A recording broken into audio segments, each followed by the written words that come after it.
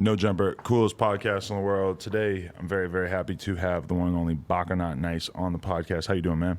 I'm good, man. Thanks for having me, G. You definitely fall into the category of somebody that I never thought I would meet, because when we first found out about you through the music, that was part of the folklore. It was like, you're never going to meet this guy. He never leaving Canada. There's been a few artists over the years where that's kind of the rep that they got. It's like, you'll never get to see this guy perform. He ain't going anywhere. Yeah, man. I honestly didn't think I was gonna get it over here either, man. Wasn't an easy task neither, but we got it done. Is this your first time? Legally. Really? Yeah. Oh, so this. I mean, when I say legally, when I was coming in with the boy previously, it's just a thing where they never asked me any questions about anything. That's the exact opposite of everybody else coming in and out of Canada, huh? Yeah, well, yeah, it helps when you fly private too. I bet it does. Little life hack. Spend 20, 30 grand on a fucking private plane for the flight. Don't have to worry about shit. Yeah, just keep it moving. There you go. I'm really just interested in learning exactly where you're coming from, though. So let's talk about your early days of what it was like coming up in Canada. Oh, man, yeah. I guess you could say like I was just troubled youth, you know, coming from a broken family. Parents got separated. One lived in Montreal, one lived in Toronto. How'd they get separated? They just divorced? Yeah, they were married and they got divorced. I guess shit wasn't working for them. My dad was a musician and my mom was just, I guess, a homemaker or whatever you want to call it. Right. And it never worked out because I guess he was on the road a lot or whatever. But yeah, got into trouble early age. Got a prison term. But what age was that? My first prison, I did two federal bids. My first one was when I was like 17. So the underage shit doesn't work the same as it does in the States? Because in America, it's like if you get caught up at 17, you're not going to get punished half as hard as you would at 18, I think. It's still kind of the same thing, but what happened was my case kind of went over till when I was 18. Because I basically turned 18 a month later. Right. So I was still an adult. So basically what happens is you get found guilty. Sorry, they send you down to the feds. So I got 2 years and I think it was 6 months or something like that for robberies and stuff. Right. And then I got out and I was out for 30 days, man, on parole. And I got charged for attempted murder and I got 13 years. Holy shit. So when you look at the stuff that you were doing early on, like just the attempted robbery, that kind of stuff, did you turn to that kind of stuff? Was it that you just had nothing, like you didn't know anything else? Or was it the kind of situation where you had certain people sort of pushing you, telling you that this was a normal way to get some money? No, what it was I got to the point where like I was like kind of fed up, you know, whether it was my mother or my dad just living under the rules and regulations of the house and shit. And I just wanted to do my own thing, you know. My parents, well, my dad was strict. He was into the church, so it was always church. And you know, I didn't get no time to do my own thing, so that was a rebellion in itself. And then my mom was just overprotective, you know. So I guess that's what kind of caused the rebellion. And then I was just in the streets. Kind of left home and never came back. Did your parents map out like a future, like what your future might look like? Was there a certain thing that you thought that you were supposed to do with your life? Did they want you to go to college? Did they want you to get a certain kind of job? Oh yeah, for sure. My dad always wanted us to get our education. I'm sure my mom did too, but my mom was a little different. I never spoke about my mom before, but my biological mother, basically, she took off like when we were young. Like I think I was 15, 16 or something like that. And she, you know, like you have a mom and a dad, and you would expect like your dad's supposed to be the G, the gangster. Not saying I'm not taking nothing from him, but he was just in the church, so he wasn't on that street stuff.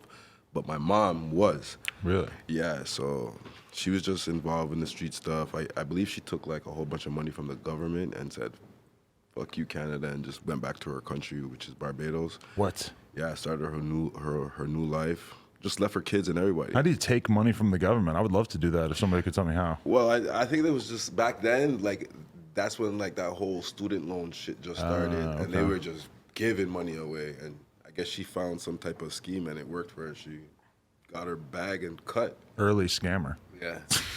For real. That's dope. For real. That's crazy. So okay, you started getting into the street type of life and everything. Where you're coming from? Are you like joining a gang? Is there even an equivalent to that, or is it more just like everybody's going about their own things, figuring out their own hustles? It's not like America.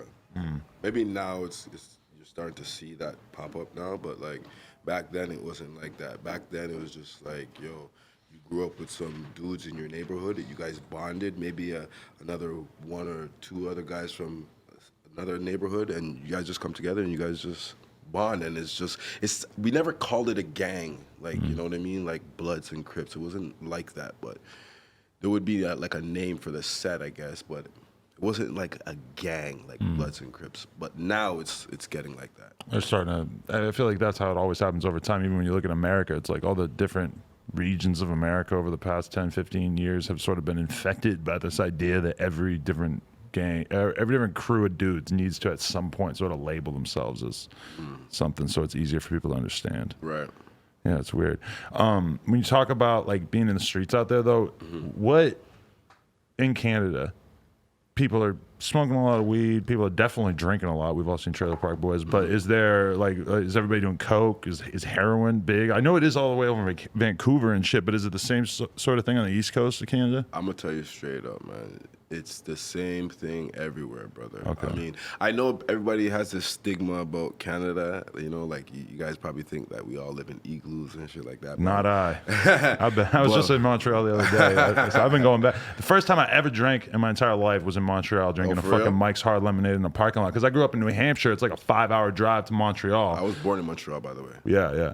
That's where, like, because growing up, it was like I would go on a BMX trip with some of my friends, and we would go up to Montreal, be able to buy porno magazines, be able to fucking drink. Yeah. We thought it was the greatest shit on earth. Yeah, Montreal's cool when you're Oh, growing yeah. up, man. That's the best. Selling liquor in the gas stations and corner stores. It's not like that where I come from. You gotta go to like liquor stores and beer stores. And But stuff. did you grow up like right in the city, or did you grow up in like the outskirts of town or something like that? When you say city, you mean downtown or? Yeah, I mean, Well, nah. Where I came from was Scarborough. Oh, so yeah, it's okay. like the burbs, I guess, a little bit like that. But yeah, it's not like downtown, but it gets rowdy, man. gotcha. It's lit. So you catch this charge, and is it the kind of thing where it's normal for you get caught up out there and you get 2 years just for a attempted robbery type thing, or is it the kind of thing where they're giving you chances and trying to keep you out of that system? Because we talk about the prison system out here like it's just so unfair and fucked up. Do you have the same impression of it? It's the same thing, man. Same thing. And it's not attempted robbery. It's armed robbery. Oh, okay, armed Yeah. robbery. That's what I keep meaning to say. Yeah, It's my bad. attempted murder. I got charged. There you go. Okay, I'm combining charges. So yeah, but then you get into the prison system. Were you like shocked? Were you ready for this in any way? I'll be honest with you, I wasn't, because by the time I got down to the federal system, I was 18. And sorry, it's just a thing where like, bro, if you're real, I mean, it's just a situation where when you land, you just gotta get yourself together, man, and figure shit out quick. You gotta learn a lot of things by yourself. Because a lot of guys down there are not trying to teach you and trying to help you out. If anything, they're trying to fuck you over. Yeah. You know what I mean? Especially being a new fish. Right. You know what I'm saying? And So, it's stuff like when we talk about gang stuff, it's very much like the gang stuff or the prison stuff. We think the gang stuff matters, the race stuff matters. Are people sort of organizing in a similar way in Canada as well? it's race in prison. It's all like that's how the groups are sectioned off. I think that's what they say out here too. Is that like your blood or crip shit don't really matter that much once you get to jail. Oh yeah, I never did time out here. That's what people say, yeah. I thought that's how it ran out here though. I thought it was the gangs. They just always say that once you go to jail out here, that it don't matter. You'd be cool with some bloods. That if you were on the street and you saw them, you'd be going crazy. But in jail, it just kind of ceases to matter. But yeah, did you make it through pretty smoothly, or do you have any issues during your initial bid? No issues, man. Like what I told myself, man, because when I first got my time, I already said like, yo, I'm basically married to this shit, man, because you can't step into this and be halfway in and halfway out. Right. Because you're gonna lose your life, or you're gonna be fucked up or labeled or whatever, a rat, snitch, goof, whatever you want to call it, you know. So I said to myself, like, if I'm doing this, I'm gonna do this all the way. So, and what I mean by that is like snitching, you know, all those things are not in my vocabulary. Being solid is, you know what I'm saying, and staying true, and never telling on the weaker guy, or never telling. Period. You know, that's just my motto. So, I had to tell myself that.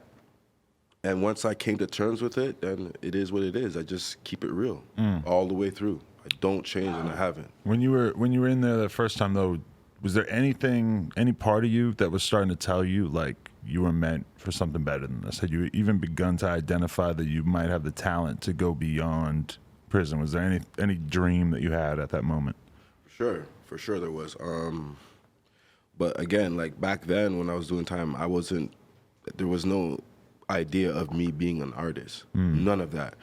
The most that I thought of doing was saying, yo, maybe I could start a label, you know, get some young boys and start a label up. But rapping was never in the cards because like I tell everybody, like music has always been a part of my life. Like my dad's a musician. He plays the guitar and he sings.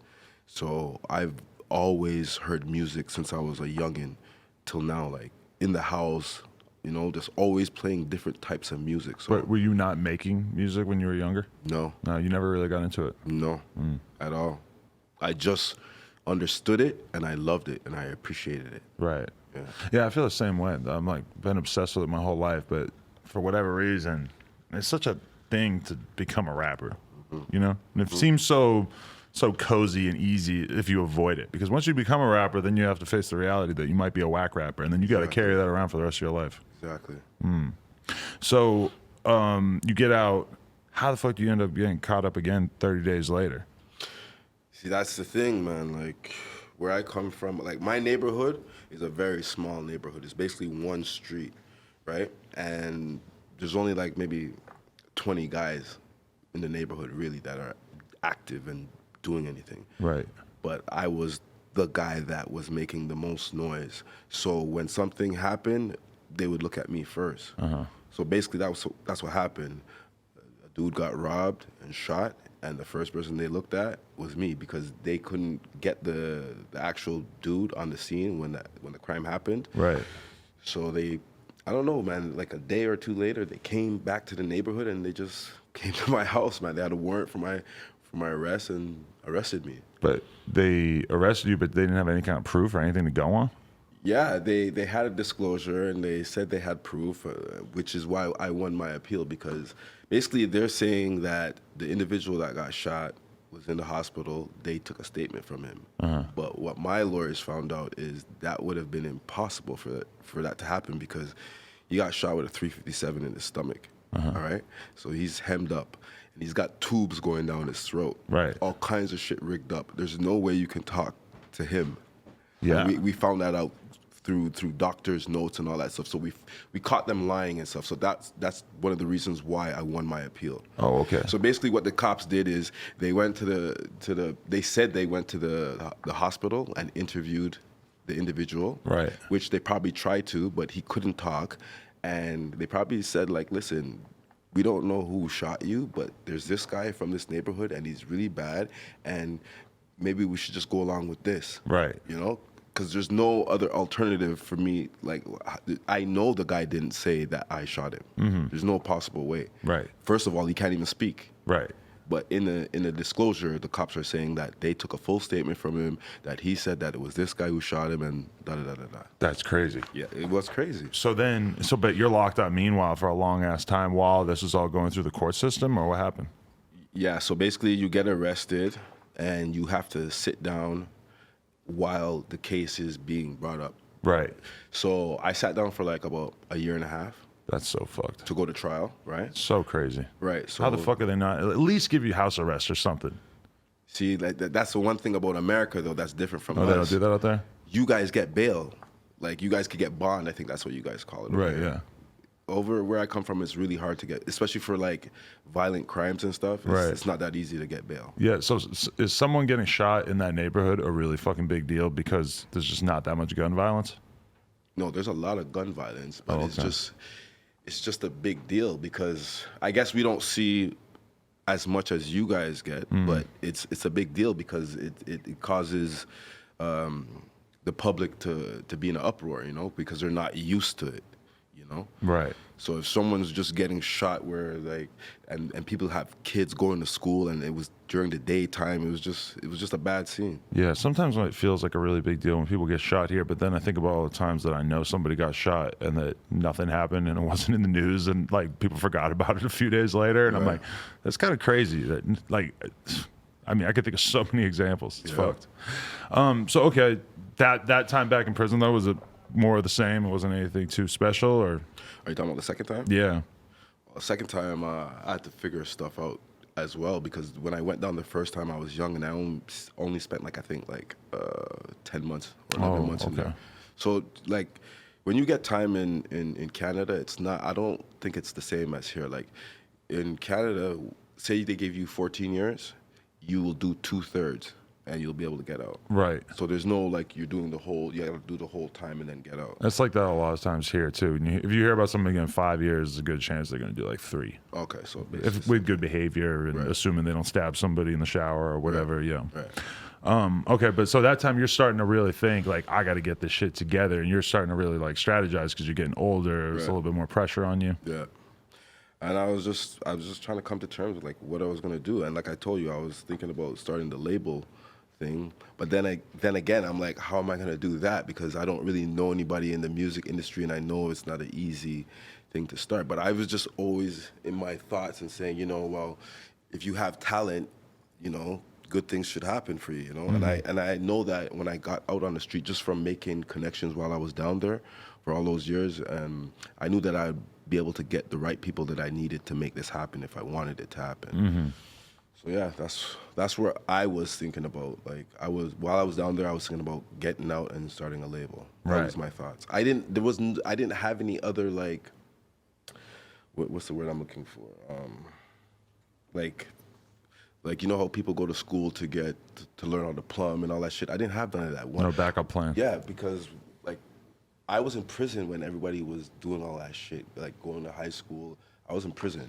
Yeah. So I didn't have a chance to do all of that stuff. That's the nastiest thing about prison, when you realize that they're really taking away not just somebody's youth, but their ability to become a functioning human being. Like I forget who I was interviewing a little while back, but they were like, I came out of prison at 28 and I had to figure out how to go on a date with a girl for the first time because I missed that whole segment of my life. Dating when you're young, dating girls and all. I missed all that shit too. Like even down to just using a bank machine. Right. Even using a bank card. All that shit in school that you miss out on. Yeah. The internet, because you can't use the internet. So basically, man, honestly, when you get your time and you go down below, it's like time stops. Yeah. That's why, like, I don't even feel my age. Right. I feel like I'm still how I was when I went in. Right. To be honest with you, I mean, time has passed since I got out, but when differently I got out, for you. Yeah. Yeah. Because you missed so much of it. That's crazy. So you get out, and then how do you end up meeting Drake? Like, how long did it take until you get out? This ends up happening, and you sort of start moving in a different direction. Pretty quick, because when I went to prison, I went to prison with the guys in my era, and the guys in my era, obviously now there's a younger generation that's coming up in our neighborhood, and they were into the rap stuff, so they had met up with Drake, and I guess there was some type of affiliation and stuff. This is all happening while I was in prison. I didn't even know about it. So I get out now, being the OG, not the only OG from my neighborhood, but one of them. Right. And obviously, the younger guys are gonna gravitate to you because they want to learn, obviously, and shit. So we grew together, and they brought Drake around me. Like, I think it was a video shoot that we were shooting. Preem, Preem, the artist from Toronto? Yeah, he was shooting a video, and we got shut down in his neighborhood from the cops because we didn't have permits and stuff. So we needed another spot to finish the video, and that spot was my neighborhood. And Drake had a scene in the video where he pulls up in his Maybach, and that's the first time I got to meet him. Right. And from that day till now, we haven't left each other's side. That's crazy. What do you think he saw in you? That he seems like the kind of guy who, even if like when he comes to LA, like you've seen scenes of him like that song with Game, and they're really in the hood and shit. And it's like, you know that Drake, regardless of whatever he's actually on, he just appreciates the street side of things and respects it a lot. Is that right? Does. Definitely, because he has friends from the streets. Right. You know, so he's gonna have to. You know, it's always funny when like the news will decide to report on it and be like, look at all these crazy people that Drake surrounds himself, but they can never really put it on him. But like that's basically you right there. You're one of those guys that they want to be like, look at this guy hanging out with. And they did it for so many years, and that's why I appreciate him and love him, because he could have been like, man, this is too much, bro. You got a lot of, let me go this way, because right now I'm here and that might tamper with what I got going on here. But he never turned his back, bro. Well, it's interesting though too, because I mean, probably a lot of people want to act like, oh, Baka's just his thug or his goon or some shit. But I mean, if you're Drake, you got like real deal security. So it's like he doesn't need you to beat somebody up for him. He's got some Secret Service motherfuckers to do that, right? Exactly. So what was like the nature of you guys sort of being around each other? It's just, imagine like, okay, I'm the biggest rapper in the world now. I'm going all over the world. I want to have people around me that I grew up with and that I can trust and I know have my best interests at hand. Why am I going to go and hire all these people to be around me that don't know nothing about me? It just wouldn't make sense. Right. I'd rather have a couple people around me that have been around me from the beginning. Yeah. It just makes sense. And he's very much like embraced and tried to sort of represent the soul of Canada and like where he's really from and his music. And I feel like he's somebody that's smart enough that he understands that the closer he stays to the streets, the better off. Because I mean, that's the remarkable thing about Drake is like 10 years of this shit. Like everybody's supposed to fall off going strong in 10 years. Going even stronger. Right. It's crazy. You just don't get into that position unless you're strategic, and we've seen so many people that their music just essentially becomes sort of like bleached of any sort of interesting shit. And even a lot of the risks that he takes, like like when you put gigs on an album, that a lot of people are not going to get gigs' flow. Yep, a lot of people but it's an important risk to take. Very, because he sees it, sees it and he hears it like way before I or normal people do. I swear, man, his hearing for things is totally different, man. Totally different. That's dope. Yeah. So you guys become cool. What's like, there's got to be a part of you that's like, I'm my own man. I don't want to just be hanging out with somebody else that has their own shit going on. But he's meanwhile like fully embracing you and being like, come on the road with us, do all this stuff. How do you sort of find your way to fit in that kind of situation? Well, in the beginning, man, I was doing the quote unquote security thing, right? And I was like, yo, I gotta figure out my life. I mean, I'm not gonna do this forever. You know what I'm saying? And I was doing a lot of things, trying to figure out things. I even tried to do the label thing, like I was telling you about. And then by me doing that, that's how I found myself. Because I grabbed a whole bunch of kids and I started doing this music thing. I wanted them to start making music because my goal was for them to make as much music as possible and then just bring it to OVO, to Drake, and be like, listen, this is what my plan is. Can you guys help me? Can this happen, And go from there. That's smart, yeah. Right? But in the midst of that, these kids, shout out to Hypa, these kids wanted me to go into the booth one day because they must have put on a beat and I was just snapping to the beat. I was like, yo, go in the booth and say something. I went in there and I laid some crazy shit down. Crazy shit for me because I've never done it before, and I was on time. Everything just flowed nice. I mean, the bars were probably shit, but just the fact that I felt in my mind that I could flow and I could keep the timing, and I felt that it sounded amazing. Had you not spent much time freestyling or even trying to write stuff? Nothing. Nothing. Wow, that's shocking. Nothing, bro. That you could have that skill sort of on deck, but then meanwhile you're just not even, you're thinking about everything around rapping aside from actually rapping, and then it actually works out. Yeah, which is crazy. But I just that's why I bring that back to my father, like him playing all that music while I was a kid, all those melodies, because sometimes I'm in the studio and melodies come in my head off, like I'll hear a beat and then a melody will just pop up in my head. I'm like, how the fuck? And then I have to remember, like, this is why, man. Like when I was a kid and all those songs were beating in my head for all those hours and days and nights, That's why. It's like a subconscious education. 100%. That's crazy. Because I was saying to myself, when I tell you I love music, I really love music. I have a passion for it. But I was also upset with it as well because I'm saying, okay, I love it and all this stuff, but why don't I know how to play an instrument? Why can't I sing? Why can't I rap? Like, I was just confused with it, And then here we are today. Started to work out. So, yeah, you get on that track, or you start making music. It's funny when you say that too, because that's almost exactly the same story as how Gucci first started rapping. He had like some younger dude that he was trying to push, brings him to Zaytoven, and then he ends up getting sort of frustrated with this other guy. He starts rapping. Zaytoven's like, no, it's all you. That's crazy. Yeah, that's kind crazy. Of, great minds think alike. Yeah. You kind of are the Canadian Gucci man, I feel like, anyway. Yeah. Got a little record. I keep hearing that, man. But can I be honest with you, man? Yeah. I look up to Gucci. When I got out of prison, I was listening to a lot of Gucci. And when I was listening to Gucci, when he dropped that song with Jeezy, I took a lot of flack, man, from my friends and stuff like that. They were like, this shit's whack. They're like, you ain't so icy. Yeah, But, bro, I don't know. It's just about... I could just tell he was a real one, bro. Just even if the words weren't like blending how they should be, like how he is today, just the shit that he was saying was resonating with me. That's crazy. Yeah. Him and Drake had a couple songs back in like 2009, and there was talk of doing a mixtape together, but then that never happened. And I feel like it was probably one of those things where Gucci just says whatever he wants to happen and just hopes that it'll happen. Yeah. That's hilarious. Yeah. So, at this point, okay, so that one song, though, was it like that song was the one song that you were like, this is what I want to push? Or did you sort of like just present a bunch of your stuff to the team? Oh, you mean when I started rapping? The music, The first song that I made? Yeah. I didn't present that song to them. Okay, so you kept grinding. Yeah, I kept grinding. But what happened was when I was grinding, the boy, because my friends, like we're all friends, so like say the boy says, yo, we're doing dinner at my crib tonight. Tell the man to forward over.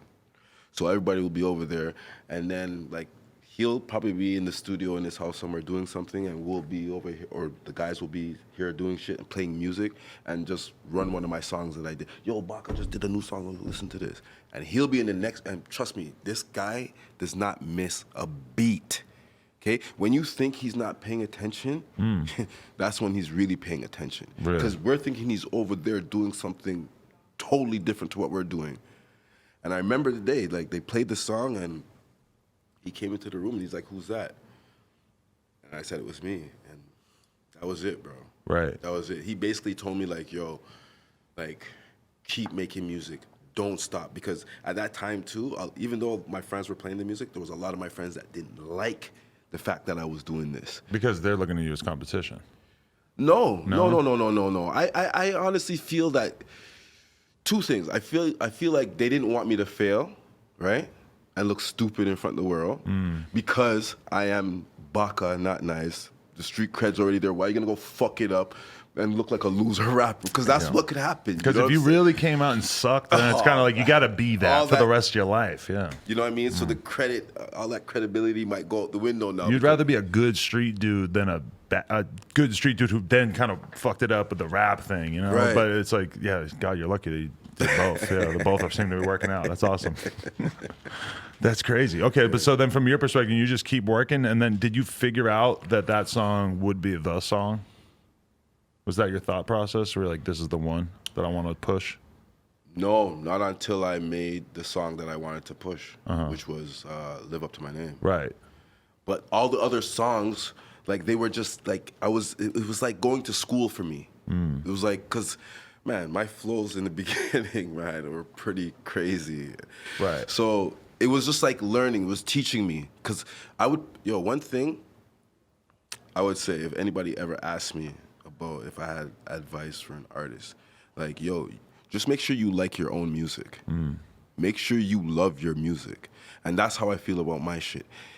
When I make music and I like the song, I love the song. So if I love the song, I believe that that song is a good song that I can put out to the world that everybody will appreciate because I feel in my heart that it's a good song because I know music. You know? That's the big challenge as a rapper is to be real enough with yourself to have an honest opinion about your stuff. Because a lot of people, like young kids in particular, they make one song and they love themselves so much that they think that that song is it. And they sort of lack the understanding to be able to say, okay, maybe this song's all right, but I need to work on this. I need to work on that. That's kind of the gift that you had is because of the fact that you have this long life ahead of you where you weren't just being the self-absorbed musician, that you were able to maybe take a look at the game from a fairer perspective. Real talk. And you know what? Honestly, man, one thing with OVO sound, one thing with Drake in particular, yo, if it's not right, it's not going nowhere. Right. Just like either you just shelf it or you start over again. Right. Period. And when it comes to my music, all my music, I make sure that he hears my stuff first before I do anything. I want the criticism. I can handle it. That's the difference between me and a lot of these guys. I guess you can't tell these guys that their song is shit, you know, and them not feel offended by it. I mean, you might not have to say it like that. Right, yeah. But, you know, I take criticism, and I want my boys to be real with me. It's not going to work if you're not. Don't be a fucking yes man to me. I mean, if somebody who's as busy as he is and has as much on his plate and has so many other important things that he can put his time towards is even willing to give you a drop of criticism, you should be extremely thankful because guess what I have to say when the average person shows me their fucking video? Nothing. Why? Because I really don't give a shit. I don't have anything to gain from helping you. But if he actually cares enough to even be critical, I mean, that's like a gift. It's a gift, man. Yeah. It's a gift. That's crazy. What do you think about like the thing that you sometimes hear pundits, people who talk online about music say is that they try to say, oh, OVO, if you end up signing with OVO, you end up giving your best shit to Drake. Do you think that there's any truth to that? Nah. Do you think you're seeing it from a different perspective because you weren't like hired as a songwriter or a producer or something?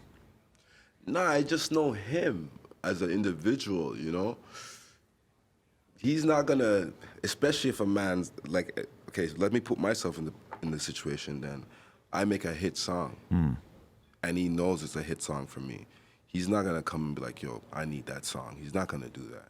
I 100% I know this. And I've never even heard of him doing anything like that. So Right.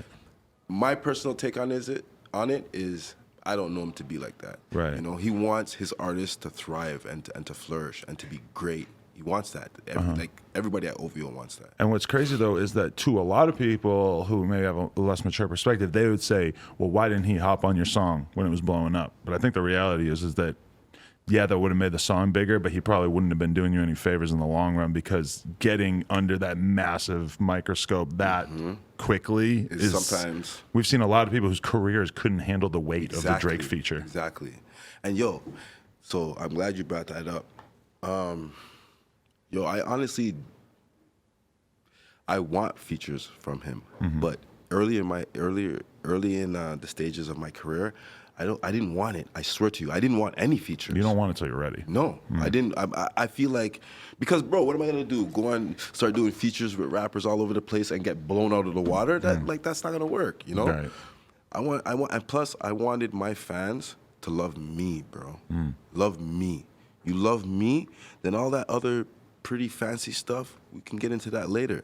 But in order for me to know that I can last in this business, you gotta love me. You gotta show me that you love me, because then that makes me know that I'm doing something right.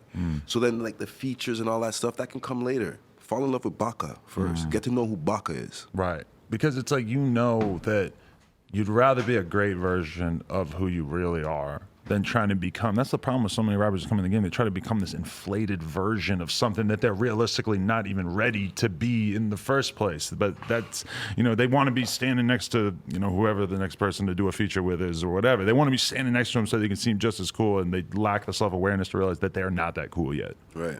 So listen, this is what my dad told me since I've been a kid. He said, don't hang your coat where you cannot reach it. Simple. That's real. Yeah. A lot of people get into a position and then immediately start thinking about how they can get to the next position instead of getting good at playing their role. Being greedy. It's patience. I learned a lot in prison.